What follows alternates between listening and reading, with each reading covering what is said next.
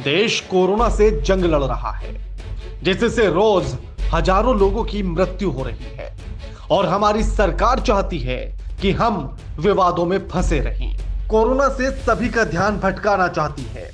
मोदी जी अपने जिन डॉक्टर्स के लिए ताली और थालियां बजवाई थी, जिनको पूरे देश ने भगवान का दर्जा दिया था, आज उन्हीं डॉक्टर्स और साइंस पर बयानबाजी शुरू हो चुकी है। क्या डॉक्टर्स की मौत पर बयानबाजी करना सही है? जिन्होंने जनता को बचाने के लिए अपनी जान दे दी।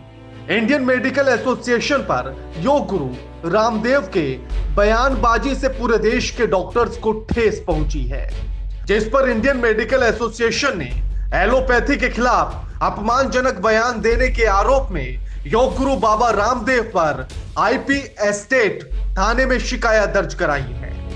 आइए जानते हैं क्या कहा था बाबा रामदेव ने अपने बयान में।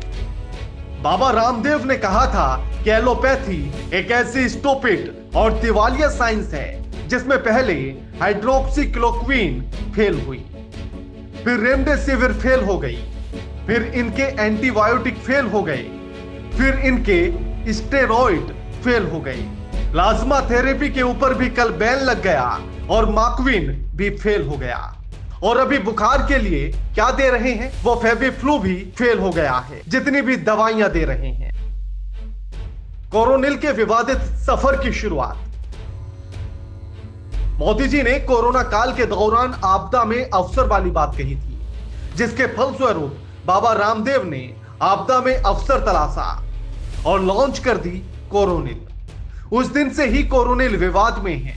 वो दिन था 23 जून 2020, जिस दिन कोरोनिल नाम की दवा लॉन्च की गई।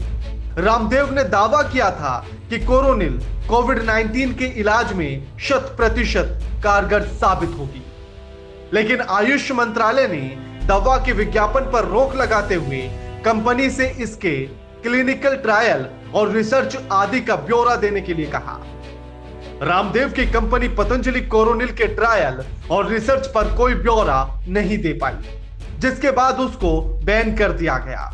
19 फरवरी 2021 को पतंजलि ने बताया कि WHO को प्रमाणन योजना के तहत कोरोनिल टैबलेट को आयुष मंत्रालय की ओर से कोविड-19 के उपचार में सहायक औषधि के तौर पर प्रमाण पत्र मिला है, जिसके बाद पतंजलि के प्रबंध निदेशक आचार्य बालकृष्ण ने बाद में ट्वीट कर सफाई दी है और कहा कि हम यह साफ कर देना चाहते हैं कि कोरोनिल के लिए हमारा WHO GME अनुपालन वाला COPP प्रमाण पत्र DGCI भारत सरकार की ओर से जारी किया गया।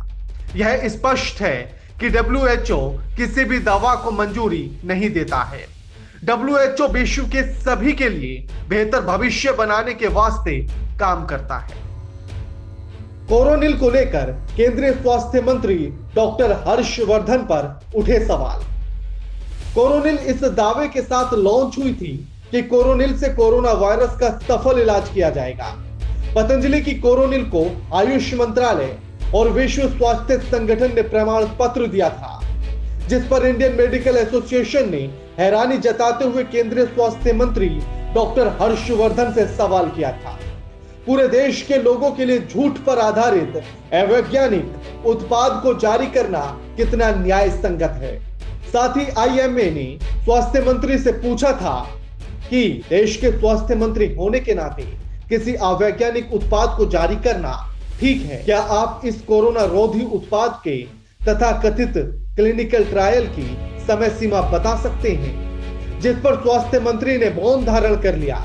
कोरोनिल के विवाद में चलते हरियाणा के स्वास्थ्य मंत्री अनिल विज ने हरियाणा में पतंजलि आयुर्वेद की 1 lakh Coronil kit corona virus के मरीजों को मुफ्त बांटने का फैसला कर लिया।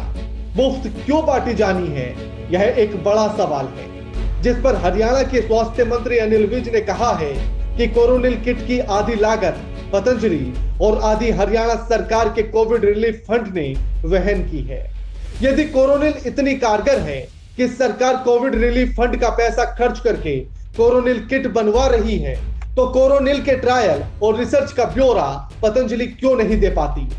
क्या सरकार भी ऐसी दवाई पर विश्वास करेगी जिसका कोई वैज्ञानिक परीक्षण हुआ ही नहीं है, जिसको WHO ने मंजूरी नहीं दी हो।